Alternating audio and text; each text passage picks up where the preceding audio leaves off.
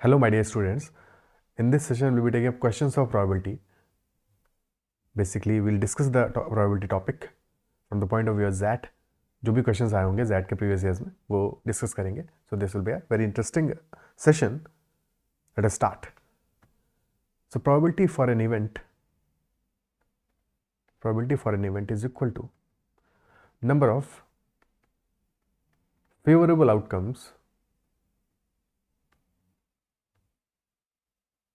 divided by number of total outcomes.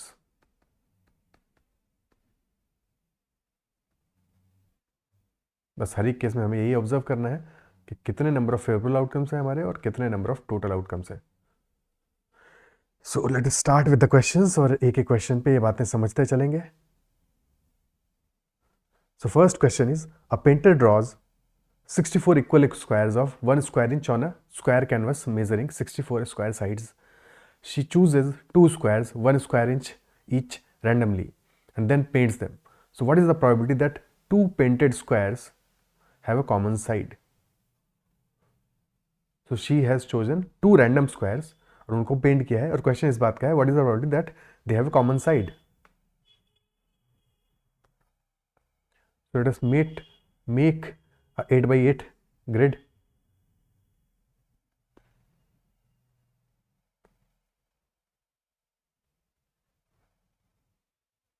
Two, 3, 4, 5, 6, 7, 8. Up to the scale नहीं है मामला.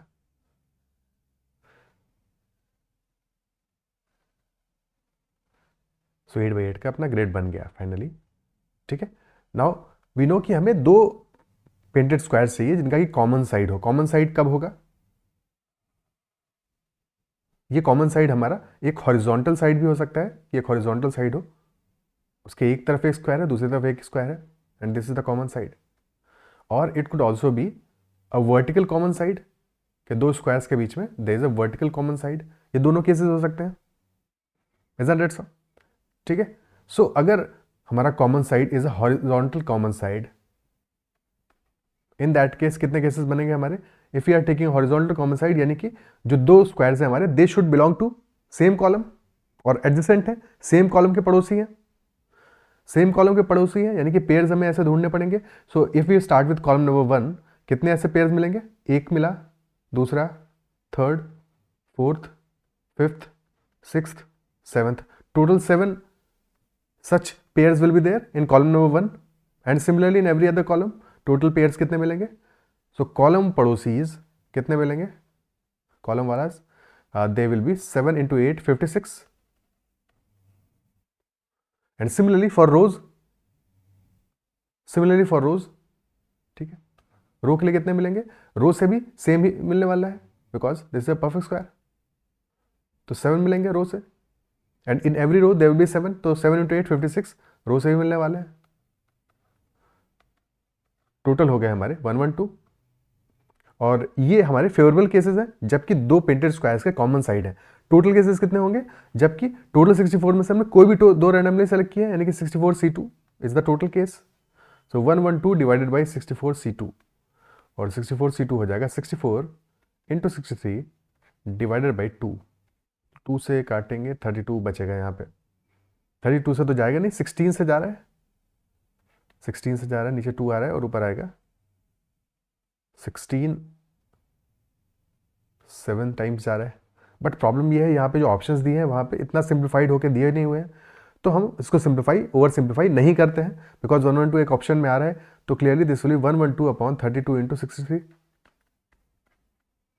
ठीक है. कितना आएगा ये? तो 32 इंटू 63, तो 32 into 6 is 1920 plus 96. So this is 2016. Definitely option A is the answer. Okay. Next question पे चलते हैं. Question number 2. सवाल नंबर 2 कह रहा है I have 5 10 rupees note, 3 20 rupees note and 2 50 rupees notes in my wallet. If 3 notes were taken out randomly and simultaneously, what is the probability that at least 90 rupees were taken out? कितना इस बात का probability क्या होगा that I have taken out at least 90 rupees. कम से कम 90 rupees तो मैंने निकाले हैं अपने वैलेट से। सो अगर 10 रुपये के नोट्स हैं और ये कब है, जबकि 3 ही नोट्स टेकन आउट है, 3 notes have been taken out, तो अगर तीनों के तीनों नोट्स हमारे 10 रुपीज़ के हुए तो तब तो पॉसिबल नहीं है ये, तब तो पॉसिबल नहीं है। तीनों 20 रुपीज़ के नोट्स होंगे तब भी पॉसिबल नहीं है ये, तभी नहीं पॉसिबल है। और 10 और 20 का कोई कॉम्बिनेशन भी होगा तब भी पॉसिबल नहीं होगा, बिकॉज जब तीनों 20 है तब भी नहीं हो रहा, तो 10 और 20 के कॉम्बिनेशन से कैसे होगा, कुछ वैल्यू कम ही हो जाएगा, क्योंकि मैक्सिमम 60 हो रहा है 320 के केस में। तो डेफिनेटली हमें मिनिमम एक 50 रुपये का नोट तो चाहिए, minimum 1 note should be a 50 rupee note, ठीक है। तो क्या क्या केसेस बन सकते हैं, इधर there be a 150 rupee note, 50 plus 20 plus 20, ये केस हो सकता है, 90 बन गया आपका, ठीक है। एटलीस्ट है यानी कि ग्रेटर देन इक्वल टू है, तो इक्वलिटी भी चलेगी, यानी कि 50 plus 20 plus 90, this is a possible case. Second case हो सकता है हमारा 250 के नोट्स हो, तो 50 प्लस 50 प्लस 10 भी चलेगा थर्ड वाला, और 50 प्लस 50 दो अगर नोट है तो फिर 20 भी चलेगा। एक 50 के नोट के साथ में 10 का नोट 90 नहीं बना पाएगा, ठीक है। और फिर एक केस बचा हमारा लास्ट वाला, जबकि सारे नोट्स 50 के ही हो, ये तो बिल्कुल दौड़ेगा।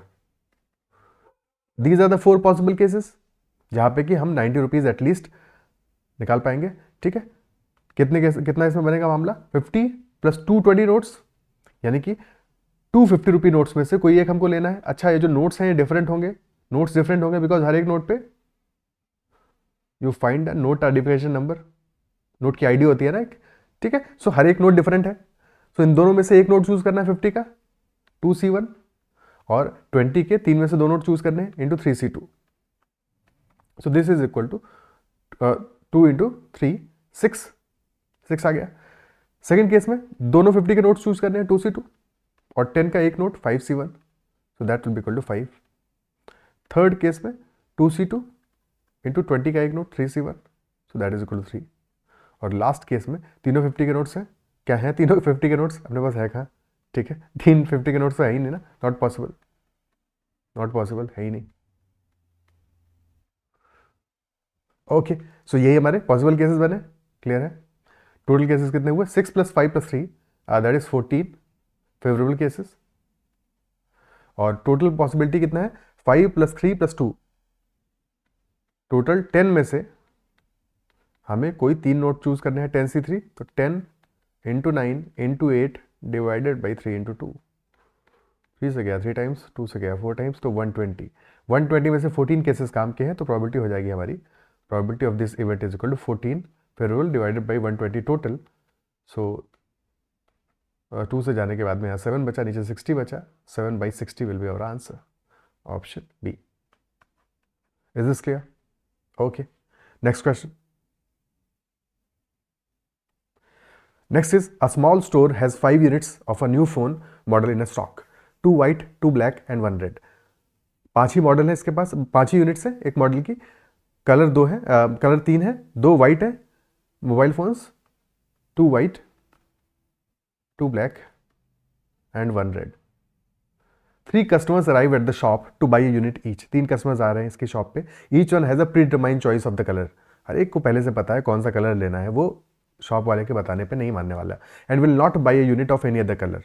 तो उसका कलर प्री डिटरमाइंड है, पहले से उसको पता है। All the 3 customers are equally likely to have chosen any of the 3 colours. वो कोई भी कलर चूज कर सकते हैं, they are equally likely to choose any of the given colours. What is the probability that the store will be able to satisfy all the 3 customers. Now the question is कि store तीनों customers को उनका जो मनचाहा colour है वो दे पाए, that is what our concern is, ठीक है। अब यहाँ पे कितनी पॉसिबिलिटी बन सकती है, देखो हर एक कस्टमर के लिए C1, C2, C3, वो वाइट भी चूज कर सकता है, ब्लैक भी चूज कर सकता है और रेड भी चूज कर सकता है। यानी पहले कस्टमर के लिए 3 पॉसिबिलिटीज है, दूसरे के लिए भी 3 है और तीसरे के लिए भी 3 है। टोटल पॉसिबिलिटीज हो गई 3 इंटू 3 इंटू 3 27 बिकॉज C1 को भी चूज करना है and C2 and C3 multiply होगा, तो आंसर है अपना 27 आर टोटल पॉसिबिलिटीज। अब इनमें से कितनी पॉसिबिलिटीज ऐसी हैं जिनको कि ये कैटर कर पाएगा स्टोर वाला, दैट इज अवर क्वेश्चन, यही हमारा सवाल है, ठीक है। सो अगर थिंक अबाउट इट, किनको ये कैटर नहीं कर पाएगा, इंस्टेड ऑफ कैलकुलेटिंग किनको कैटर कर पाएगा, ये सोचो कि किन किन को कैटर ये नहीं कर पाएगा। अगर तीनों कस्टमर्स ने, if all the 3 customers choose white colour, problem हो जाएगा, 3 वाइट तो ये दे ही नहीं सकता, है ही नहीं इसके पास. Similarly if all the three chose black colour then also there will be problem. ये दे नहीं पाएगा. Is that it? 3 red definitely that will also be problem, नहीं दे पाएगा. But if they chose 2 white तब तो दे देगा. 2 ब्लैक तब भी दे देगा. अच्छा 2 वाइट के साथ में ब्लैक हो या रेड हो दे देगा, कोई दिक्कत नहीं है क्योंकि वो अवेलेबल है स्टॉक में. 2 ब्लैक के साथ में भी कोई भी कॉम्बिनेशन दे देगा. बट 2 रेड क्या दे देगा? नहीं दे पाएगा. 2 रेड भी नहीं दे पाएगा. तो यानी कि 4 हमारे केसेस बने, एक 3 वाइट का, 3 ब्लैक का. अगर तीनों वाइट है, तीनों ब्लैक है, तीनों रेड है तो उसका तो एक ही एक पॉसिबिलिटी है, ठीक है. बट जब 2 रेड मांगेगा तो दे तो नहीं पाएगा. पर ऐसे कितने केसेस होंगे 2 रेड वाले? जब 2 रेड मांगेगा तो ऐसे कितने केसेस बनेंगे भाई? 2 तो रेड हुए, तीसरा कौन सा होगा? थर्ड कुड बी वाइट, यानी कि 2 रेड 1 वाइट या 2 रेड 1 ब्लैक. यही तो केस हुए, ठीक है. तो ये 2 रेड वाला केस अपना नहीं दे पाएगा ये. Isn't it so? क्लियर है? ठीक है. तो ये केसेस नहीं दे पाएगा जबकि 2 रेड होगा. कोई दिक्कत?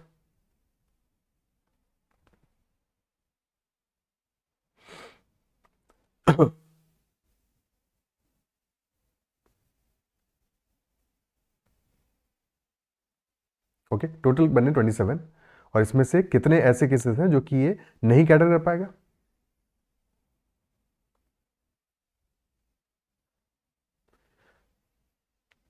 कितने ऐसे नहीं कैटर कर पाएगा जबकि 2 रेड देने होंगे वो नहीं दे पाएगा. 3 वाइट नहीं दे सकता, 3 ब्लैक नहीं दे सकता, 3 रेड नहीं दे सकता.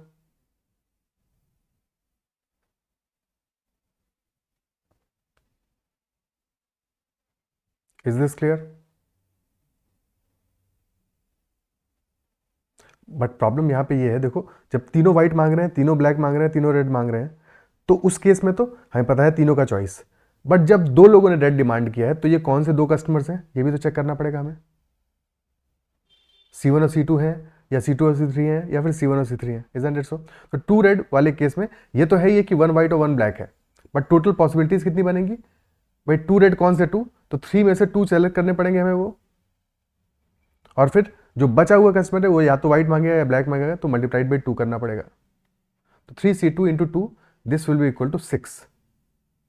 आज क्या है ना, कल रात में वीडियो बनाया और उसके बाद में थोड़ा सा नींद लग रहा है, कम हुआ है. सो that is visible, that is showing. Okay, so 3 white वाला एक केस आया, सारे लोगों ने वाइट मांगा. 3 ब्लैक वाला एक केस और 3 रेड वाला एक केस. और 6 cases are where 2 reds are there. तो 6 + 3 टोटल केसेस बने 9 जो कि हमारे काम के नहीं है. और टोटल केसेस हैं 27. ठीक है, इतनी मेहनत तुम लोगों के लिए करनी पड़ी और तुम लोग सेशन सारे देखते नहीं हो शायद प्रॉपरली, और देख रहे हो तो समझ नहीं रहे हो. हाँ ठीक है, समझ में आ रहा है? क्लियर हो रहा है? ठीक है. तो 9 ऐसे केसेस हैं जो कि काम के नहीं है. टोटल केसेस हैं 27. तो हमारा कंसर्न है प्रोबेबिलिटी कि स्टोर सेटिस्फाई कर पाए हर एक कस्टमर को. तो इस बात की प्रोबेबिलिटी क्या होगी? 27 - 9 आर काम के cases divide by total cases 27. So that will be 18/27 यानी कि 2/3. So our answer for this question will be 2/3. Option C. Clear है? Okay. Next question पे चलते हैं. अगला सवाल. Next is Ashok has a bag containing 40 cards numbered with the integers from 1 to 40. No 2 cards are numbered with the same integer. Ashok के पास जो bag है उसमें 1 से लेके 40 तक के सारे कार्ड्स हैं. Likewise, his sister Shilpa has another bag with only 5 cards what are numbered from 1 to 5. Now, with no digits repeating, fine. Their mother Latha randomly draws 1 card each from Ashok's and Shilpa's bags. उनकी mother लता ने randomly एक card draw किया दोनों ही bag से. अब कितनी possibilities बन सकती हैं टोटल केसेस कितने होंगे?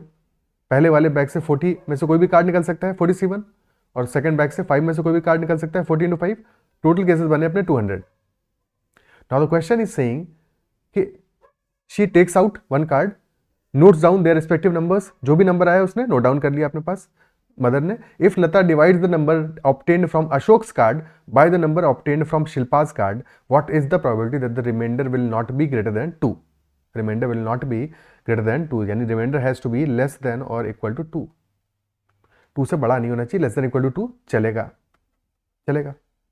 ठीक है. अब बेसिकली क्या है, क्योंकि अशोक के से जो नंबर हम निकाल रहे हैं उसको डिवाइड किससे कर रहे हैं, शिल्पा के बैग से जो कार्ड निकाला है, और reminder is in all cases less than equal to 2। तो शिल्पा के बैग में सिर्फ 1 से लेके 5 तक ही कार्ड है। अब टेल यू वन थिंग, कि जब हमने शिल्पा के बैग से 1 नंबर का कार्ड ड्रॉ किया होगा तो रिमाइंडर हमेशा 1 से 1 या, तो फिर तो कोई दिक्कत है क्या, रिमाइंडर तो 0 ही आएगा हर एक केस में, इजंट इट सो? तो ये तो सारे काम के केसेस देगा। जब 2 नंबर का कार्ड ड्रॉ किया होगा तब भी जो हमारा रिमाइंडर है, क्योंकि रिमाइंडर हमेशा जिस नंबर से डिवाइड कर रहे हो उस डिवाइजर से तो छोटा ही होगा, तो 2 से जब 2 कार्ड ड्रॉ करेंगे, डिवाइड करेंगे, तो हमेशा या तो रिमाइंडर 0 होगा या 1 होगा। तो डेफिनेटली यहाँ भी सारे केसेस हमारे काम के हैं। जब 3 ड्रॉ किया होगा तब भी रिमाइंडर हमारा या तो 0 होगा या 1 होगा या 2 होगा, रिमाइंडर 3 तो हो नहीं सकता। तो ये भी हमारे सारे काम के केसेस हैं, यानी 1, 2 और 3 से तो हमें सारे काम के केसेस मिलने वाले हैं। कोई इसमें पंगा है ही नहीं, किसी भी तरह की दिक्कत है ही नहीं। तो 1, 2 और 3 से कितने केसेस मिलेंगे, 1 से मिलेंगे। भाई शिल्पा के बैग से 1 ड्रॉ हो, अशोक के बैग से कोई भी कार्ड ड्रॉ हो अशोक के बैग से कोई भी कार्ड ड्रॉ हो तो कोई दिक्कत नहीं है, यानी कि 40 केसेस होंगे ऐसे काम के, सेकंड वाले केस में भी और थर्ड वाले केस में भी, यानी कि टोटल 120 ऐसे केसेस निकला है जो कि हमारे काम के हैं, फेवरेबल केसेस हैं। अब थोड़ा सा ट्रिकी पार्ट आएगा कि जब 4 शिल्पा के बैग से ड्रॉ करेंगे तो उस केस में रिमाइंडर 3 भी आ सकता है, रिमाइंडर 3 भी आ सकता है, और वो वाले केसेस हमारे काम के केसेस नहीं होंगे, इजंट इट सो? बट यहाँ पे इंटरेस्टिंग बात ये है, एक अच्छी बात अपने लिए क्या है कि अशोक के बैग से टोटल 40 कार्ड्स निकाल सकते हैं, और 40 हमारा एक मल्टीपल है 4 का। 40 इज अ मल्टीपल ऑफ 4, यानी कि 1 से लेकर 40 तक के जो नंबर्स हैं 4 का मल्टीपल है, यानी कि इसमें 10, क्योंकि 4 का मल्टीपल है 40 डिवाइड बाई 4, यानी कि 10 कार्ड्स ईच होंगे। 10 कार्ड्स ऐसे होंगे जिनको जब 4 से डिवाइड करोगे, ठीक है, तो 4 से डिवाइड करने पर रिमाइंडर जो हमको देंगे they will be giving us reminder 0, यानी कि 10 मल्टीपल्स ऑफ 4 होंगे। 10 ऐसे कार्ड्स होंगे जिनको जब डिवाइड करोगे reminder will be 1, for 10 the reminder will be 2, for 10 others the reminder will be 3। और क्योंकि ये डायरेक्टली हमारा 44 का मल्टीपल है, इसलिए हम यहाँ पे ए बी बना के नहीं सॉल्व करेंगे कि किन केसेस में रिमाइंडर 3 आएगा। हमें एक्जैक्टली पता है कि 10 ऐसे कार्ड हैं जिनमें रिमाइंडर 3 आने वाला है, ठीक है, तो यहाँ पे एपी बनाने की ऐसा जरूरत हमें नहीं है, ठीक है। हम दूसरा तरीका भी समझें कि जब नंबर ऐसा नहीं होगा तो क्या करेंगे, तो थोड़ी देर में वो भी देख लेंगे। बट यहाँ पे समझ में आना चाहिए कि एक्जैक्टली ऐसे 10 कार्ड्स होंगे जिन पे कि रिमाइंडर 3 आने वाला है, और वो हमारे काम के कार्ड नहीं है। तो काम के कार्ड कितने हैं, 30 कार्ड्स, जबकि रिमाइंडर 0, 1 या 2 आएगा, तो यानी कि +30 हो जाएगा इन केस ऑफ 4। अब बचा 5, जब 5 से डिवाइड करेंगे हम अशोक के कार्ड्स को, 40 कार्ड्स अभी भी हैं, 40 मल्टीपल ऑफ 5 भी है, ठीक है, 40 इज ऑल्सो मल्टीपल ऑफ 5। तो एग्जैक्टली 8 ऐसे होंगे जबकि हमारा रिमाइंडर आएगा 3, और एग्जैक्टली 8 ही ऐसे होंगे जबकि रिमाइंडर आएगा 4, because 40 divided by 5 is equal to 8।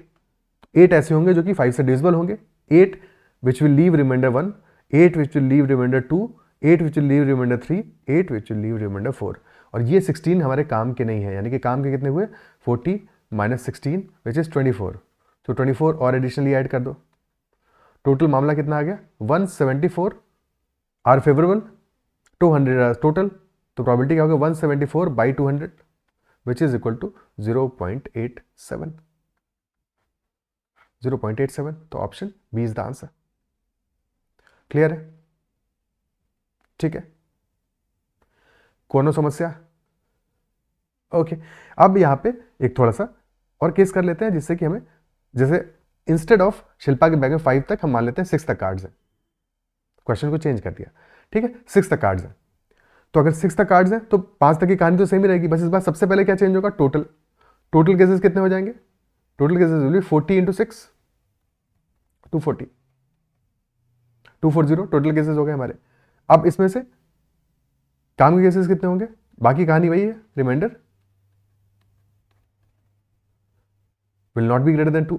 तो 1 चलेगा, 2 चलेगा, 3 चलेगा, 1, 2, 3 में तो कोई पंगा ही नहीं है, यानी कि 1 से मिलेंगे हमें 40 कार्ड्स, 2 से 40, 3 से 40, तो ये टोटल 120 तो सीधे सीधे मिल गए। अब इसके बाद 4 का भी हमको पता है, 4 पे कितने मिलने वाले हैं, 4 पे मिलेंगे 4, टोटल 40 कार्ड्स है, 40 इज अ मल्टीपल ऑफ 4, यानी कि एक्जैक्टली 10 कार्ड्स ऐसे होंगे जबकि रिमाइंडर 3 आएगा, तो वो हमारे काम के नहीं होंगे, यानी कि 30 कार्ड्स हमको मिल जाएंगे। और भाई इसी लॉजिक से 5 से जब डिवाइड करेंगे तो हमें 16 कार्ड्स ऐसे मिलेंगे जो काम के नहीं होंगे, 24 काम के होंगे। बट जब 6 से डिवाइड करेंगे, क्योंकि अब 6 जो है 40 is not a multiple of 6, not a multiple of 6, तो स्ट्रेट अवे हम 40/6 करके तो काम नहीं चला पाएंगे। काम नहीं चला पाएंगे। तो 6 से डिवाइड करने में क्या क्या केसेस काम के नहीं है, जब रिमाइंडर 3 आएगा वो काम का नहीं है, जब रिमाइंडर 4 आएगा वो काम का नहीं, जब रिमाइंडर 5 आएगा वो भी काम का नहीं है। तो ये तीनों केसेस काम के नहीं है। रिमाइंडर 3 कब आएगा, रिमाइंडर 3 तब आएगा जबकि हमारा नंबर या तो 3 हो या 9 हो या 15 हो या 21 हो, और कितने तक जाएगा 27 और लास्ट में 33 and 39। Is that it so? तो ये नंबर्स हमारे काम के नहीं होंगे। अब या तो इनको काउंट कर लो, अदरवाइज पहला और लास्ट नंबर देख लो कि पहला नंबर 3 है, लास्ट नंबर 39 है, ये तो काउंट हो जाएंगे। बट अगर नंबर 40 की बजाय 80 होता है, 120 होता है तो काउंट तो नहीं कर पाते ना। तो पहला नंबर और लास्ट नंबर देखते, first number is 3, last number is 39, तो टोटल नंबर्स कितने होंगे, एपी है 39, last number minus first number divided by common difference जो कि है 6 का, divided by 6 + 1। So this will B, एक सेकेंड, हाँ 6 + 1 7, टोटल 7 नंबर्स होंगे, ऐसे 7 नंबर्स होंगे। ठीक है, अब यही चीज हमें 4 के लिए भी रिपीट करना है। पहला नंबर 4 और लास्ट नंबर 40। हालांकि यू नो कि अगर 3 के बाद 4 आ रहा है और 39 के बाद 40 आ रहा है तो उतने ही नंबर्स होंगे, यानी कि यहां पे भी 7 ही नंबर्स होंगे। क्या ये बात क्लियर है? 5 के लिए जब रिपीट करोगे तो तुम जानते हो कि स्टार्ट 5 से होगी बट लास्ट में 41 आने नहीं पाएगा, तो एक कम नंबर कम होगा। 35 will be the last number, तो एक नंबर कम होगा, यानी कि नंबर 6 होंगे। तो टोटल कितने काम के नंबर नहीं हुए, 7 + 7 + 6, ये हमारे काम के नंबर नहीं है, यानी कि 14 + 6 20, 20 काम के नंबर नहीं है, 20 काम के नंबर है, यानी कि +20 हो जाएगा यहाँ पे। और टोटल केस है 240, तो यहाँ पे प्रॉबिलिटी कितना आएगा, 120 + 30 150, 170 194, 194 डिवाइडेड बाई 240। सो क्या ये बात समझ में आती है? बेसिकली इस केस को सिर्फ इसलिए डिस्कस किया कि जहां पे डिविजिबल नहीं होगा तो वहां पे हमें एपी बना के कैलकुलेट करना पड़ेगा। ठीक है, next question. Next is a bag contains marbles of 3 colours red blue and green. ये क्वेश्चन रह गया था परम्यूटेशन कॉम्बिनेशन में, ये पीएनसी में होना चाहिए था आइडली। ठीक है, अभी कर लेते हैं। A bag contains marbles of 3 colours red blue and green, there are 8 blue marbles in the bag, there are 2 additional information statements of fact available. Question क्या पूछ रहा है हमसे, how many green marbles are there in the bag, how many green marbles are there in the bag. तो 3 colour के marbles हैं, red, blue और green. First statement कह रहा है, if you pull out marbles from the bag at random to guarantee that we have at least 3 green marbles, we need to extract 17 marbles. इस बात की guarantee हो कि हम एग्जैक्टली 3 ग्रीन मार्बल्स तो निकाल ही निकाल लेंगे, तो हमें उसके लिए 17 मार्बल्स निकालने पड़ेंगे। What does that mean?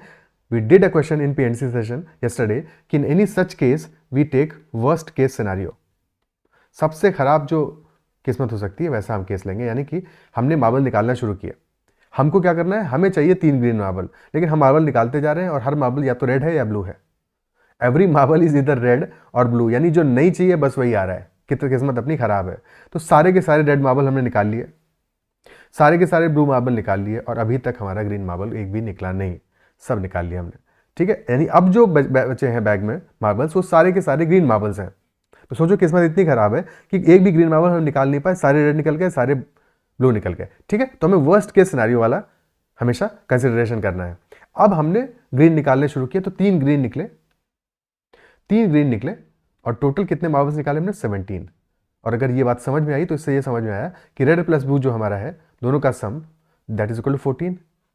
Isn't it so? But question में क्या पूछा है, क्वेश्चन में पूछा है ग्रीन मार्बल्स कितने हैं। टोटल तो हमें पता नहीं है, टोटल इज नॉट गिवन, बस ये गिवन है कि 8 ब्लू मार्बल्स हैं, दैट इज गिवन कि blue marbles are equal to 8। But उससे हमें रेड मार्बल पता चल जाएगा, red marble is equal to 6। Green के बारे में तो तब भी पता नहीं चलेगा ना, क्योंकि ग्रीन हमने 3 निकाले हैं, बट ऐसा तो नहीं लिखा है कि उसके बाद ग्रीन बचे नहीं है। तो first statement alone is not sufficient NS. अब बात करते हैं सेकंड स्टेटमेंट की। ठीक है, इस 6 को भूल जाओ थोड़ी देर के लिए, क्योंकि जरूरत नहीं है इसकी। सेकंड स्टेटमेंट सेपरेट है। If we pull out marbles from the bag at random to guarantee that we have at least 2 red marbles, we need to extract 19 marbles. इस बार हम 19 मार्बल्स निकाले हैं हमने, और कब निकाले हैं, जब इस बात की गारंटी हो कि एग्जैक्टली एटलीस्ट 2 रेड मार्बल तो निकलने चाहिए हमारे, एटलीस्ट 2 रेड मार्बल तो पक्का से निकलने चाहिए। तो कितने रेड मार्बल्स हमको निकालने पड़ेंगे? किस्मत हमारी अभी भी खराब है, तो इस बार रेड के लिए किस्मत खराब होगी क्योंकि रेड नहीं निकलेगा। तो सारे के सारे ब्लू मार्बल हम एग्जॉस्ट कर देंगे, सारे के सारे ग्रीन मार्बल हम एग्जॉस्ट कर देंगे, और उसके बाद में आखिर में जाके जब सब खत्म हो गया ब्लू और ग्रीन, बचे सिर्फ रेड और रेड, तो हमने 2 रेड निकाले, और टोटल कितने मार्बल्स निकले, 19, यानी कि blue plus green is equal to 17। लेकिन इस बार क्वेश्चन हमारा सॉल्व हो जाएगा कि नहीं होगा? ब्लू हमारे गिवन है 8 और हमें चाहिए ग्रीन, यानी कि definitely green will be equal to 9। तभी सम 17 आएगा। तो second statement alone is sufficient, this alone is sufficient, तो our answer will be option B. अगर अकेला सफिशियंट है तो साथ में फिर चेक करने की जरूरत ही नहीं है। क्लियर है? Next question, a coin of radius 3 cm is randomly dropped on a square floor full of square shaped tiles of side 10 cm each. What is the probability that the coin will land completely within a tile? In other words, the coin should not cross the edge of the tile.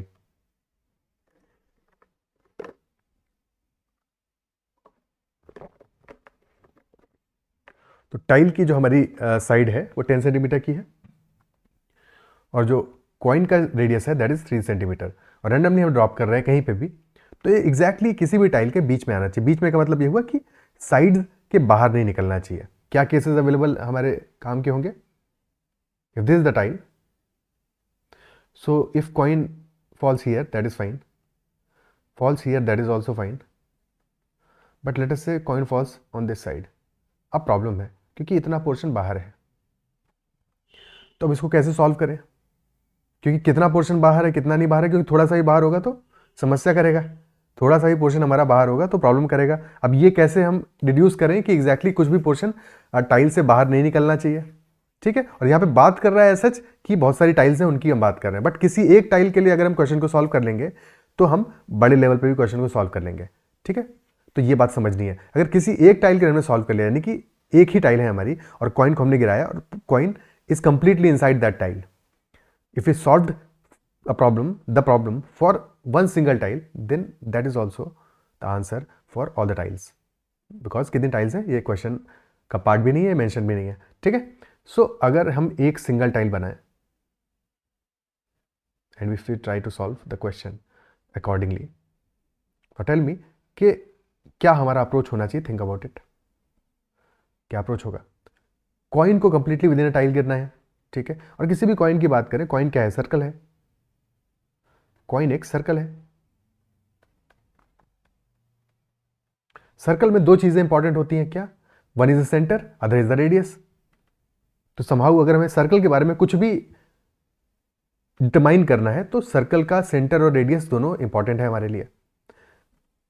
तो centre और radius से somehow हम connect करने की कोशिश करते हैं। Radius 3 centimetre given है, ठीक है? तो अगर पूरा का पूरा सर्कल जो हमारा है that should be inside the tile, तो यहां से ये चीज तो समझ में आती है कि कहां तक केसेस अलाउड है, जबकि ये बिल्कुल टच कर जाए हमारा बॉर्डर को, बॉर्डर को टच कर जाए। और अगर बॉर्डर को टच कर जा रहा है यानी कि सेंटर हमारा यहाँ पे है, और सेंटर का डिस्टेंस कितना होना चाहिए बॉर्डर से, टाइल के बॉर्डर से? 3 सेंटीमीटर का। ये लास्ट केस है, इससे जरा सा भी बाहर जाएगा तो फिर प्रॉब्लम हो जाएगा, इससे थोड़ा सा ही बाहर जाएगा तो दिक्कत हो जाएगी। सिमिलरली किसी भी साइड के लिए बात करो तो बिल्कुल लास्ट में ये अलाउड है, 3 सेंटीमीटर यहाँ पे स्पेस, 3 सेंटीमीटर यहाँ पे स्पेस, और इससे जरा सा ही बाहर गया तो प्रॉब्लम है। तो बचा कितना स्पेस हमारे पास? क्योंकि यही हर एक एंड पे हमें देखना पड़ेगा, तो कितना स्पेस बच गया हमारे पास?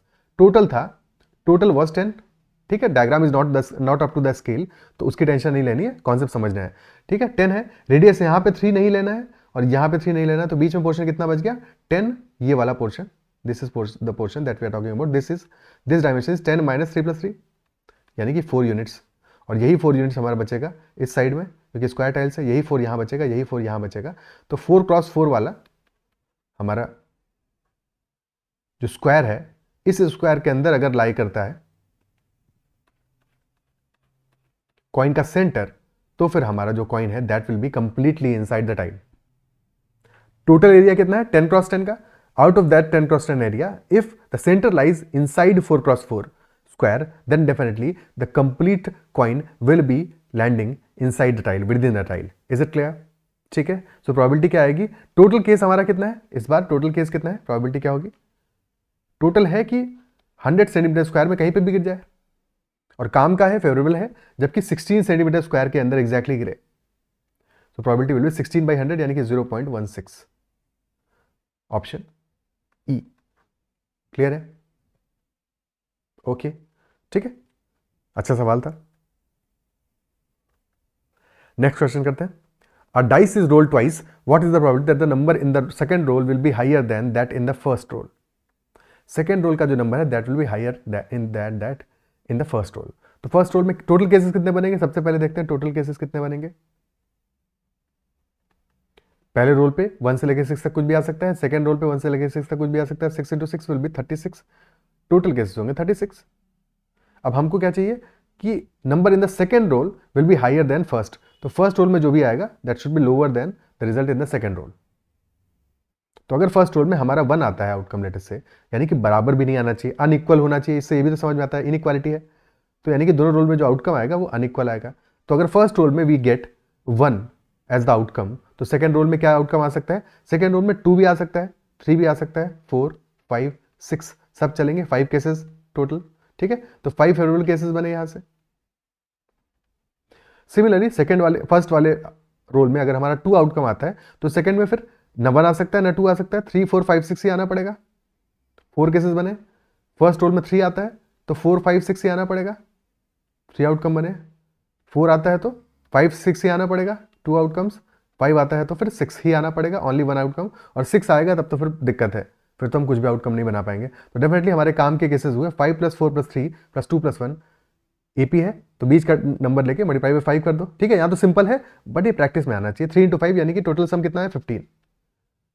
15 हमारे फेवरेबल केसेस हुए, तो प्रोबेबिलिटी आ जाएगी हमारी, probability will be equal to 15/36। 15/36 is directly given, तो option C will be the answer.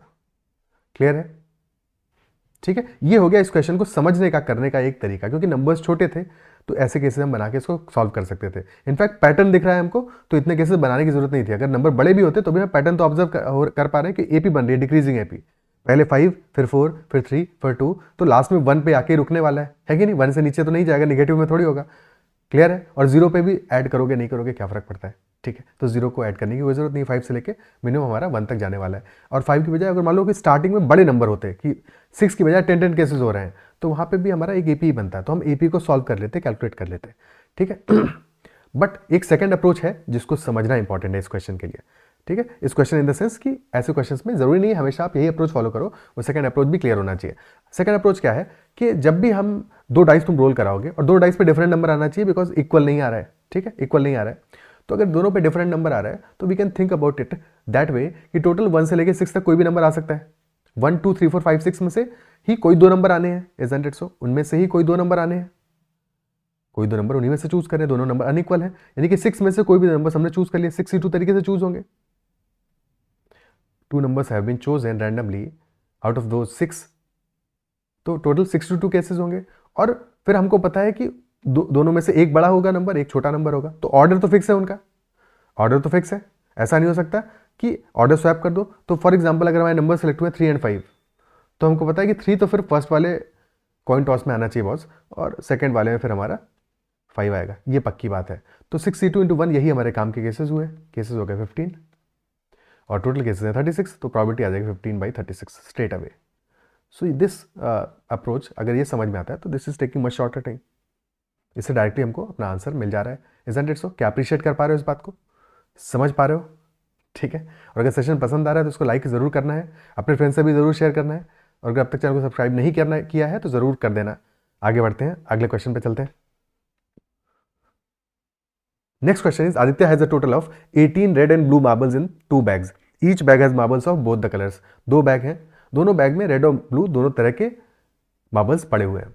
A marble is randomly drawn from the first bag followed by another randomly drawn from the second bag.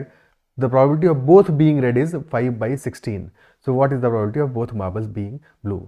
ठीक है, जब भी कभी ऐसा given है, अब यहाँ पे देखो तुम केसेस एज्यूम करोगे तो फंस जाओगे, करते रह जाओगे, ठीक है। एक छोटी सी चीज यहाँ पे ऑब्जर्व करो, हमें क्या दिया है प्रोबेबिलिटी, दोनों बैग से रेड निकले, इसकी प्रोबेबिलिटी 5/16, यानी कि पहले बैग से प्रोबेबिलिटी दैट पहले बैग से हमने रेड मार्बल निकाला multiplied by probability that second bag से हमने रेड निकाला, दैट इज इक्वल टू 5/16। अब 5 एक प्राइम नंबर है, 5 इज अ प्राइम नंबर, तो 5/16 को हम ब्रेक करेंगे 2 प्रोबेबिलिटीज में, ठीक है। एक में 5 आएगा, पक्की सी बात है, और दूसरे में 1 आएगा न्यूमरेटर में, ठीक है। तो डिनोमिनेटर में क्या आ सकता है, डिनोमिनेटर में आ सकता है, एक में 8 आए, दूसरे में 2 आए। अब कोई कह सकता है कि सर आपको 8 और 2 कैसे पता है, क्या 4 और 4 नहीं ले सकते, बिल्कुल ले सकते हैं, ले लो। तो 5/4 और 1/4 भी हो सकता है, बट क्या हो सकता है, थिंक अबाउट इट, क्योंकि 5/4 हुआ तो फिर प्रोबेबिलिटी हमारी ग्रेटर देन 1 आ गई। क्या ऐसा पॉसिबल है? प्रोबेबिलिटी हमेशा किसी भी इवेंट की 0 से लेकर 1 के बीच में होगी, 0 से लेकर 1 के बीच में होगी, तो ये वाला केस पॉसिबल ही नहीं है। सिर्फ एक ही केस पॉसिबल है जबकि प्रोबेबिलिटी पहले वाले बैग से 5/8 हो और दूसरे वाले बैग से 1/2 हो। बैग्स का ऑर्डर इंपॉर्टेंट नहीं है, ऑर्डर इंपॉर्टेंट नहीं है, यानी कि प्रोबेबिलिटी जस्ट स्वैप भी हो सकती है कि पहले वाले बैग से 1/2 हो, दूसरे से 5/8 हो, इससे कोई फर्क नहीं पड़ेगा हमारे आंसर पे। क्लियर है? बैग्स का ऑर्डर इज नॉट इंपॉर्टेंट। ये पता चल गया हमको कि प्रोबेबिलिटी पहले बैग से रेड निकालने की है 5/8 और दूसरे बैग से रेड निकालने की है 1/2। क्वेश्चन क्या पूछा है? Probability of both marbles being blue, कि पहले बैग से भी ब्लू निकले और दूसरे बैग से भी ब्लू निकले। तो एक बात बताओ, अगर पहले बैग से रेड निकालने की प्रोबेबिलिटी 5/8 है तो ब्लू निकालने की प्रोबेबिलिटी क्या होगी? 1 - 5/8। रेड नहीं निकलेगा तो ब्लू ही निकलेगा क्योंकि दो ही कलर के मार्बल है। ठीक है, अगर 3 होते तो डिटरमाइन नहीं कर पाते, दो ही कलर के मार्बल है तो definitely 1 - 5/8 will be probability of blue, और सेकंड बैग से प्रोबेबिलिटी होगी 1 - 1/2। So this will B 3/8 into 1/2, 3/16। So very doable question. अगर यहाँ पे देखो केसेस बनाने लग जाओगे ना, पॉसिबिलिटीज बनाने लग जाओगे कि 18 में से एज्यूम करें पहले बैग में 2 हैं, दूसरे में 16 है, पहले में 3 है, दूसरे में, तो फिर तो कहानी हो जाएगी। ये क्वेश्चन ऐसी तैसी कर देगा समय की। क्लियर है? तो अप्रोच हमारा बिल्कुल क्लियर होना चाहिए। जहाँ पे प्राइम नंबर मिले तो प्राइम नंबर को यूज जरूर करना है। यहाँ पे अगर प्राइम की बजाय कॉम्पोजिट नंबर होता तो थोड़ा सा दिक्कत हो सकता था। ठीक है, थोड़ा सा प्रॉब्लम हो सकता था। तो दैट इज वाई एक प्राइम नंबर गिवन है, बिकॉज उनको प्रॉब्लम नहीं देना, उन्हें सॉल्यूशन देना है। They want you to solve the question. ठीक है, ओके, आगे बढ़ते हैं, नेक्स्ट क्वेश्चन लेते हैं। बट वहाँ भी मान लो हम केस बनाते, लेट अस से अगर 10/16 होता तो भी हम केस बनाते, तो एक जगह पे 5 होता है, एक जगह पे 2 होता है, और इसके बाद में फिर उसको ब्रेक करते, तो हमें पता है 8 और 2 में ही ब्रेक होना है। अच्छा, इस केस में तो सिंपल हो गया, इसका मतलब है कि एक बैग में सारे के सारे एक ही कलर के मार्बल हैं, बट वो पॉसिबल नहीं है, एक्चुअल में इनकन्सिस्टेंट है, तो इस तरह का इन्फॉर्मेशन नहीं होता। फिर कोई और वैल्यूज होती है, लेट अस से वैल्यूज 10 की बजाय यहाँ पे होता कुछ और होता है नंबर। ठीक है, तो समझ गए होगे बात को, ये कॉम्पोजिट होता तो हम ब्रेक करके देखते हैं इन चीज़ों को। ठीक है, क्योंकि एग्जैक्टली सोचना पड़ेगा ना पहले से कि क्या वैल्यू होना चाहिए। ठीक है, समझ गए बात को। अगला क्वेश्चन करते हैं। The probability that a randomly chosen positive divisor of 10⁻29 is integer multiple of 10⁻23, और इस बात की probability is a² / b², then what will be the value of b - a। Now this is the probability cum number system question, क्योंकि यहाँ पे हमें positive divisor यानी क्या हुआ। अब देखो नंबर टर्म कैसे लिखा है, positive divisor, but positive divisor is what? Factor. Basically they are talking about factor, कि a randomly chosen factor of 10⁻29 is an integer multiple of 10⁻23। तो यानी कि 10⁻29 का फैक्टर की बात कर रहा है, और कुछ फैक्टर्स ऐसे होंगे जो कि 10⁻23 के मल्टीपल भी होंगे, और उन्हीं की प्रोबेबिलिटी की बात कर रहा है। ठीक है, तो कितने फैक्टर्स मिलने वाले हैं 10⁻29 के? 10⁻29 इज 2⁻29 इंटू 5⁻29। अब अगर फैक्टर्स देखेंगे तो फैक्टर कितने हो सकते हैं? 2 की पावर 0 से लेकर 29 तक कुछ भी हो सकती है, और 5 की पावर भी 0 से लेकर 29 तक कुछ भी हो सकती है, यानी कि 30 पॉसिबिलिटीज है 2 की पावर की, 30 पॉसिबिलिटीज है 5 की पावर की, तो 30 इंटू 30 यानी कि 30 का square. Total number of factors आ गए, number of factors of 10⁻29। Now second part जो कि फेवरेबल पार्ट है, दैट इज कि a randomly chosen factor of 10⁻29 is an integer multiple of 10⁻23, यानी कि जो फैक्टर हमने चूज किया है that should be an integer multiple of 10⁻23। That is what the question is saying. तो यानी कि नंबर हमारा क्या क्या हो सकता है? Number can be 2 into 10⁻23, 5 into 10⁻23, या 10 इंटू 10⁻23, या 10 का स्क्वायर इंटू 5 इंटू 10⁻23। तो ऐसे बहुत सारे नंबर पॉसिबल हो सकते हैं, ये नंबर हम ऐसे काउंट नहीं कर पाएंगे। ठीक है, तो क्या अप्रोच होना चाहिए हमारे इस केस में कि 10⁻29 को अगर हम डिवाइड कर दे 10⁻23 से, तो रिजल्ट आया हमारा 10⁻6। अब हम इसके फैक्टर निकाल लें, 10⁻6 के फैक्टर्स निकालें, तो हमारे जो सारे केसेस हैं ना कि लेफ्ट हैंड साइड में क्या वैल्यू आएगा, ये सारे केसेस हमें पता चल जाएंगे, क्योंकि राइट हैंड साइड में 10⁻23 ही आने वाला है। ठीक है, तो सारे केसेस हमें पता चल जाएंगे। 10⁻6 के कितने फैक्टर निकलेंगे? दिस इज 2⁻6 इंटू 5⁻6, यानी कि 7 into 7। So these are the total number of cases, जबकि एक integer multiple of 10⁻23 will be a factor of 10⁻29, 7 into 7 cases, यानी कि 7 स्क्वायर केसेस। तो टोटल केसेस बने हमारे 30 का स्क्वायर, काम के केसेस हैं 7 का square, which is a² / b²।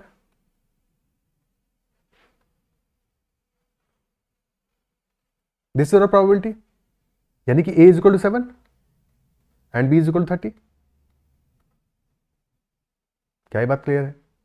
ठीक है, और यहाँ पॉजिटिव वैल्यूज ही आने वाली हैं, ठीक है, पॉजिटिव की बात कर रहे हैं, तो a is equal to 7, b is equal to 30 आ गया डेफिनेटली, तो b माइनस a की वैल्यू क्या आ गई 30 minus 7 and hence that is equal to 23, option D. Clear है? ओके, कोई दिक्कत? नेक्स्ट क्वेश्चन करते हैं। अच्छा, अगर ये प्रोबेबिलिटी का क्वेश्चन नहीं होता, नंबर ऑफ वेज का क्वेश्चन नहीं होता, तो यहाँ पे ये भी हो सकता था कि फिर उस केस में हम ये सोचते कि 7 की स्क्वायर अपना क्या रिजल्ट आ रहा है, 7 स्क्वायर 30 स्क्वायर, तो कैन बी -7 का स्क्वायर कैन बी -30 का स्क्वायर ऑल्सो। लेकिन अगर अलजेब्रा का क्वेश्चन होता, बट क्योंकि प्रोबेबिलिटी का क्वेश्चन है, यहाँ पे वी नो कि number of ways will always be positive, A and B has to be positive, they can not be negative, ठीक है, they can not be negative, so we do not have to think in that line. वैसे भी options भी नहीं है, पर just एक बात बता रहा हूँ कि अगर ये अलजेब्रा का क्वेश्चन होता, कुछ और होता लैंग्वेज, तो हमें उस डायरेक्शन में भी सोचना पड़ता फॉर नंबर ऑफ सॉल्यूशंस में भी, या कुछ जिस तरह का क्वेश्चन आता है, तो वो चीज़ भी दिमाग में रहनी चाहिए हमेशा, ताकि क्वेश्चन जब बदले तो आप अप्रोच भी अपनी बदलो, समझो उस बात को, ठीक है। Next question, the scheduling officer for a local police department is trying to schedule additional patrol units in each of 2 neighbourhoods, southern and northern. Scheduling officer है एक लोकल पुलिस डिपार्टमेंट का, and that is he is trying to schedule additional patrol units in each of 2 neighbourhoods, southern और northern.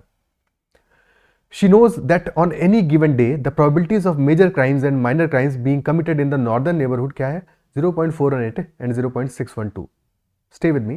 समझते हैं इस question को, थोड़ा सा लैंग्वेज लंबा है, and that the corresponding probabilities in the southern neighbourhood were 0.355 and 0.520, यानी कि ये जो क्राइम की प्रोबेबिलिटीज है ये हमें गिवन है मेजर और माइनर की for northern neighbourhood and southern neighbourhood. Northern में प्रोबेबिलिटीज है 0.418, 0.612 for major and minor respectively, और साउदर्न में these probabilities are 0.355 and 0.520, assuming that all crimes occur independent of each other and likewise that crime in the 2 neighborhoods are independent of each other, ठीक है, यानी उनका आपस में कोई connection नहीं है कि पहले वाले में मेजर हो रहा है दूसरे में मेजर होगा, ऐसा कुछ जरूरी नहीं है, कुछ भी हो सकता है। So what is the probability that no crime of either type is committed in either neighbourhood, किसी भी नेबरहुड में no crime of either type is committed, ना तो मेजर हो रहा है क्राइम ना ही माइनर क्राइम हो रहा है तो मेजर क्राइम के होने की प्रोबेबिलिटी कितनी है 0.418, और ना तो हमको मेजर क्राइम चाहिए ना तो माइनर क्राइम चाहिए, ना ही पहले वाले नेबरहुड में यानी कि नॉर्दर्न नेबरहुड में और ना ही साउदर्न नेबरहुड में, neither major nor minor,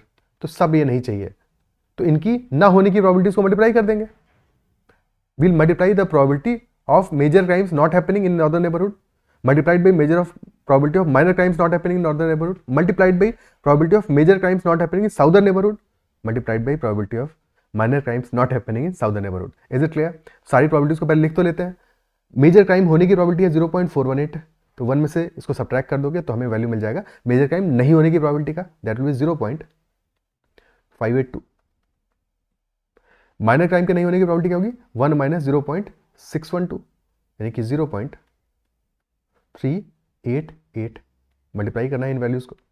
now same will be applying in southern neighbourhood, तो 1 माइनस 0.355 यानी कि 0.645 मल्टीप्लाइड बाई 0.480, इन सबको मल्टीप्लाई कर रहे हैं, ठीक है। अब एक यहाँ पे प्रॉब्लम क्या दिया है कि नन ऑफ दीज दिया हुआ है, तो एक तरीका ये है कि तुम्हें एग्जाम में कैलकुलेटर मिलेगा, ठीक है, तो ऑन स्क्रीन कैलकुलेटर को यूज कर लो और उससे अपना आंसर निकाल लो। अदरवाइज एक रफ एस्टिमेशन से, बिकॉज ऑप्शन में ऐसी वैल्यूज दी हैं तो डेफिनेटली कोई ना कोई आंसर हमारा मैच करना चाहिए, लॉजिकल सेंस तो यही बनता है, ठीक है। बट अगर श्योर होना चाहते हो 100%, बिकॉज अब इन वैल्यूज को मल्टीप्लाई करने तो मैनुअली नहीं बैठोगे, तो ऑन स्क्रीन कैलकुलेटर का यूज करके you can find out the correct answer.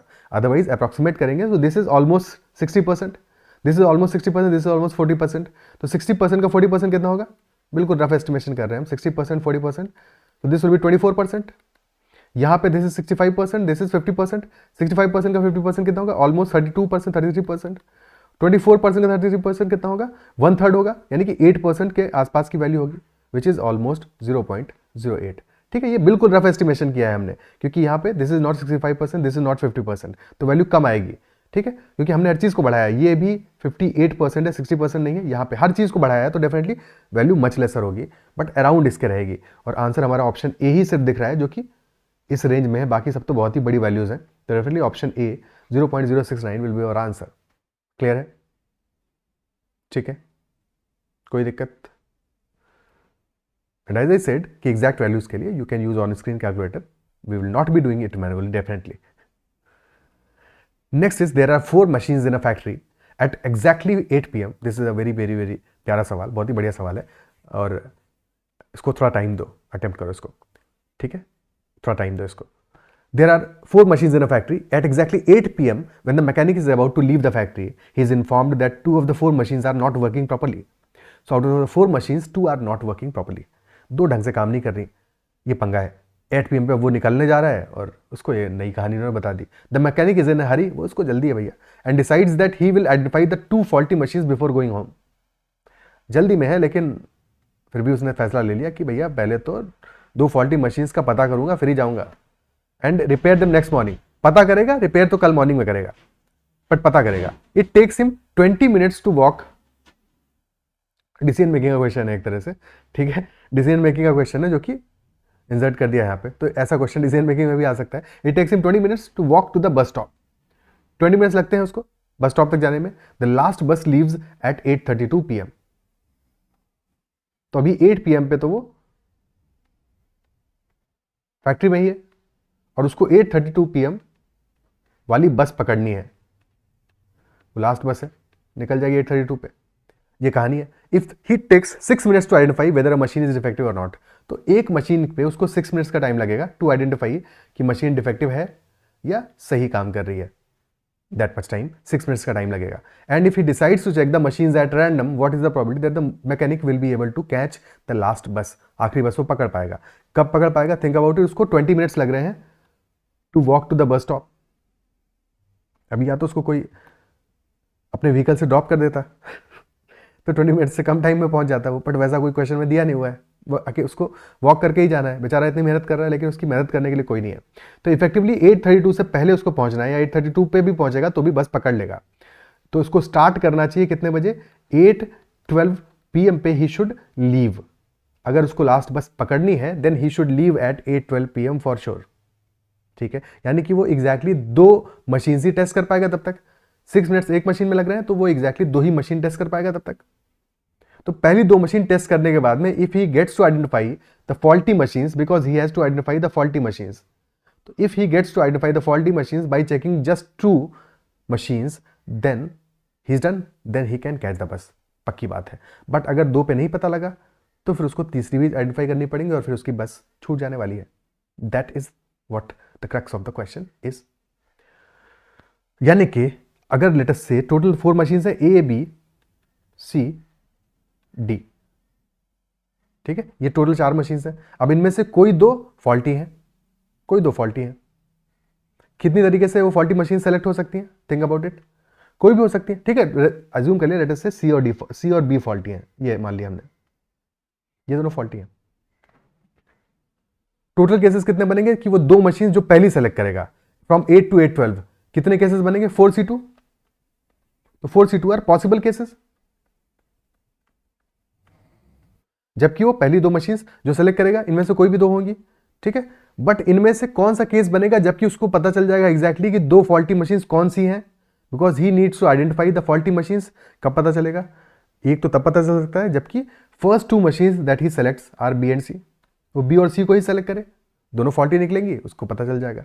कोई एक फॉल्टी निकली, मान लो कि उसने B और D को सेलेक्ट किया, पता चलेगा क्या? एक फॉल्टी निकली, ठीक है, B, तो उसको ये तो पता चल गया कि दैट B इज फॉल्टी, ये तो पता चल गया B is defective, that he knows, but D is not defective, ठीक है। D सही मशीन है, D सही मशीन है। तो इसके बाद में उसके पास चॉइस क्या बचा? अब उसको ये नहीं पता है कि A और C में से कोई एक होगी, ये पता चला उसको, बट कौन सी होगी ये तो नहीं पता चला, ये तो नहीं पता चला, ठीक है। तो क्या ये बात समझ में आती है? अप्रिशिएट कर पा रहे हो कि B और D अगर निकला तब तो उसको पता नहीं चलेगा, B और C निकला तो डेफिनेटली पता चल जाएगा, दोनों फॉल्टी हुई तो पक्का पता चल गया उसको। बट एक केस बनेगा जबकि दोनों ही फॉल्टी ना हो। एक के पहला केस हमने लिया दोनों डिफेक्टिव है, दूसरा केस जबकि 1 डिफेक्टिव 1 करेक्ट, और थर्ड केस लेंगे जबकि दोनों ही डिफेक्टिव नहीं हो, यानी कि A और D निकली। तो अगर A और D निकली तो हमें पता है कि वो A को चेक करेगा, A सही निकली, D को चेक किया, D भी सही निकली। तो इससे मतलब क्या हुआ कि 4 में से 2 चेक की, दोनों सही है। इसका मतलब ये जो बची हुई 2 है, very important point, very important point, ये दोनों फॉल्टी हैं, दीज 2 आर डिफेक्टिव।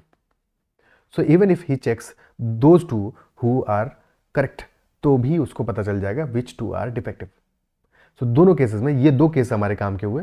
पहला वाला केस जबकि दोनों डिफेक्टिव पकड़ी, और थर्ड केस जबकि दोनों सही वाली मशीन्स को उसने चेक किया, क्योंकि 4 ही मशीन्स है टोटल। अगर 5 होती तो ये केस नहीं बनते, ठीक है, 5 होती तो फिर चीज़ें हमें और सोचनी पड़ती हैं, बट क्योंकि 4 ही मशीन्स हैं तो 2 डिफेक्टिव हैं, 2 सही हैं। वो 2 डिफेक्टिव पकड़ लेगा तो पता चल जाएगा, वो 2 सही पकड़ लेगा तो भी पता चल जाएगा। यानी कि out of 4 C2 there are 2 favourable cases, there are 2 favourable cases. मजा नहीं क्वेश्चन है, इजंट इट सो? तो फेवरेबल केसेस है 2, टोटल केसेस है 4 C2 is equal to 6 only. 2/6 is the answer. 1/3 is the probability that he will catch the bus. Option D. क्या appreciate कर पा रहे हो इस बात को? क्लियर है? तो ऑप्शन डी हमारा 1/3 इस क्वेश्चन का आंसर हो जाएगा। सो 1/3 is the probability that he will catch the बस, 2/3 is the probability that he will not. क्योंकि बाकी बच्चे को 4 केसेस में फंस गया, वो एक डिफेक्टिव मिली और एक सही मिली, तो फिर वो नहीं पता लगा पाएगा। फिर तो उसको तीसरी मशीन भी टेस्ट करनी पड़ेगी, तभी पता चलेगा। और तीसरी मशीन टेस्ट करते ही पता चल जाएगा, पक्की बात है, ठीक है। तीसरी मशीन टेस्ट करते ही पता चल जाएगा, यही पक्की बात है। ऐसा नहीं कि चौथी को भी टेस्ट करना पड़ेगा, क्योंकि तीसरी मशीन या तो डिफेक्टिव होगी या नहीं होगी। अगर नहीं है तो चौथी डिफेक्टिव होगी, अगर होगी तो मिल ही गई। क्लियर? ओके, नेक्स्ट क्वेश्चन, अगला सवाल देखते हैं। Next is the chance of India winning a cricket match against Australia is 1/6। What is the minimum number of matches India should play against Australia so that there is a fair chance of winning at least one match? So chances जो है India के जीतने के, ये पहले भी खराब ही रहे हैं। पहले तो जो लोग उस जमाने के रहे होंगे तो उनको तो वो दौर याद होगा ऑस्ट्रेलिया का, ऑस्ट्रेलिया किस तरह की टीम थी। तो chances of India winning a cricket match against Australia 1/6। तो 1/6 ही चांस है इंडिया का कि इंडिया मैच जीते। 5/6 चांस है इंडिया मैच हारे, ठीक है। So what is the minimum number of matches India should play against Australia so that there is a fair chance of winning. Fair chance of winning का मतलब क्या हुआ? What does this line mean? Fair chance of winning, fair chance of winning means कि at least India के पास greater than equal 50% chance हो उतने matches के बाद में, कि हाँ एक मैच तो कम से कम जीतेगी। That should be greater than equal to 50%। 100% chance तो कभी नहीं होगा, ठीक है। ऐसा भी हो सकता है कि 20 मैच खेले और 20 के 20 मैच इंडिया हारे, पॉसिबल है, ठीक है। या ऑस्ट्रेलिया खेले, उसके लिए पॉसिबल है, बट पॉसिबिलिटी बहुत रेयर है। बट यहाँ पे हमें चाहिए फेयर चांस ऑफ विनिंग, यानी greater than equal to 50% chance चाहिए। अब इंडिया सारे मैच हारती रहे, देखो इस ऐसे क्वेश्चंस में हमें कैलकुलेशन अपना करना कैसे चाहिए, क्योंकि हमें चाहिए विनिंग की प्रोबेबिलिटी है 1/6, ठीक है। बट पहला मैच जीते 1/6 प्रोबेबिलिटी है जीतने की, पहला मैच हारी तो दूसरा मैच खेल रहे हैं, क्योंकि फेयर चांस ऑफ विनिंग की हम एटलीस्ट बात कर रहे हैं अल्टीमेटली, ठीक है। तो लेट अस से n मैचेस खेले टोटल, n मैचेस खेले, तो हर एक मैच हारने की प्रोबेबिलिटी क्या है? Probability of winning is 1/6, probability of losing is 5/6। तो इंडिया अगर हर एक मैच हारती है n में से, that probability will be 5/6 to the power n, that all matches result in a loss, result in a loss। fair chance of winning का मतलब ये हुआ कि this probability should be less than 50%, this should be less than 50%। जैसे ये less than 50% हो गया तो हमें पता है कि फिर ये पक्की बात है कि कम से कम एक मैच ऐसा जरूर होगा जो कि इंडिया ने जीता होगा। 50% प्रोबेबिलिटी इस बात की मिल जाएगी, 50% या अबव, ठीक है, पक्की बात नहीं है, 50% या अबव प्रोबेबिलिटी मिल जाएगी। दैट फेयर चांस है कि एक मैच शायद इंडिया ने जीता होगा कम से कम। क्लियर है? Okay, so 5/6 to the power n should be less than 50%, और n should be minimum value, क्योंकि मिनिमम नंबर ऑफ मैचेस पूछा है तो n should be as minimum as possible. या तो ऐसे सोच लो, या ऐसे सोच लो कि 1 में से 5/6 टू द पावर n को सब्ट्रैक्ट कर दो, तो ये this should be greater than equal to 50%, 50% यानी कि 1/2, ठीक है। तो ग्रेटर इक्वल टू 1/2 ज्यादा इजी क्या है? ये वैल्यू, ठीक है, ये ज़्यादा आसान है। 5/6 का स्क्वायर करोगे, 3 4 5 6 ऑप्शन है, तो 5/6 का होल क्यूब कर लो, क्योंकि स्क्वायर में तो नहीं मिलने वाला वैल्यू हमको लेस देन 50%। क्यूब करोगे तो इसे 125/216 डेफिनेटली ग्रेटर देन 50% है, ठीक है। और n इज इक्वल टू 3 लिया हमने, अब n इज इक्वल टू 4 ले लो, 4 लोगे तो 125 हो जाएगा 625, और 216 हो जाएगा 1296। अब ये वैल्यू डेफिनेटली लेस देन 1/2 है, यानी कि n इज इक्वल टू 4 हमारे काम का केस है। Answer will be option B. For n is equal to 4, India has a fair chance of winning at least one match. So definitely n is equal to 4 will be our answer. Is it clear? ठीक है, next question में चलते हैं। Next is the supervisor of a packaging unit of a milk plant is being pressurized to finish the job closer to the distribution time. Supervisor को pressurise कर रहे हैं कि भैया तुम फटाफट से, ये अगेन ये भी थोड़ा सा डिसीजन मेकिंग टाइप वाला क्वेश्चन लग रहा है लैंग्वेज में, ठीक है। तो is being pressurise to finish job closer to the distribution time, thus giving the production staff more leeway to cater to last minute demand. He has the option of running the unit eight normal speed और eight 110% of the normal या fast speed पे। तो दो तरह की speed है उसके पास में, इधर द नॉर्मल स्पीड और the fast speed. He estimates that he will be able to run at the higher speed for 60% of the time. यानी कि हायर स्पीड पे चलने की प्रोबेबिलिटी कितनी है, फास्ट स्पीड पे चलने की प्रोबेबिलिटी कितनी है, 60%, यानी 0.6 प्रोबेबिलिटी है, और नॉर्मल स्पीड पे चलने की प्रोबेबिलिटी है 0.4। The packet is twice as likely to be damaged at the higher speed. ठीक है, twice as likely to be damaged at the higher speed, fast speed पे, which would mean temporarily stopping the process if a packet on a randomly selected packaging runs the probability of 0.112 of damage. What is the probability that the packet will not be damaged at normal speed? Normal speed पे damage नहीं होगा, इसकी probability क्या है? तो let us assume कि probability of damage at normal speed is equal to x. तो probability of damage at normal speed is equal to x. तो we know कि packet is twice as likely to be damaged at the higher speed, यानी कि probability of damage at the fast speed will be 2x. और 0.4 probability है, 40% probability है normal speed पे चलने की, 0.6 probability है फास्ट स्पीड पे चलने की। टोटल केसेस कितने बनेंगे कि पैकेट हमारा डैमेज हो? तो 0.4 इंटू एक्स, 0.4x और 0.6 इंटू 2x यानी कि 1.2x। So total probability will be 1.6x। ठीक है, of a packet randomly selected packet of having a damage, the probability is 0.112 and that is also equal to 1.6x। तो ये दोनों चीज़ें बराबर होनी चाहिए, 1.6x should be equal to 0.112। क्या ये बात समझ में आती है? ठीक है, क्योंकि या तो पैकेट हमारा डैमेज तब हुआ होगा जबकि नॉर्मल स्पीड में चला होगा, या तब डैमेज हुआ होगा जबकि फास्ट स्पीड में चला होगा। नॉर्मल स्पीड में चले होने की प्रोबेबिलिटी 0.4, डैमेज होने की प्रोबेबिलिटी 0.x बोल रहा हूँ, 1x at the normal speed, तो 0.4 इंटू एक्स टोटल आ गया 0.4x। या तो फास्ट स्पीड पे चला होगा 0.6 probability of the speed being fast, speed being fast, and 2x being probability of damage during the fast speed, total आ गया 1.2x। अब डेसिमल हटाना है, बट यहाँ पे डेसिमल के बाद में 3 डिजिट्स हैं, तो यहाँ पे डेफिनेटली हम डेसिमल हटाने से पहले क्या करेंगे, 2 जीरो ऐड करेंगे, तो this will become 1600x is equal to 112।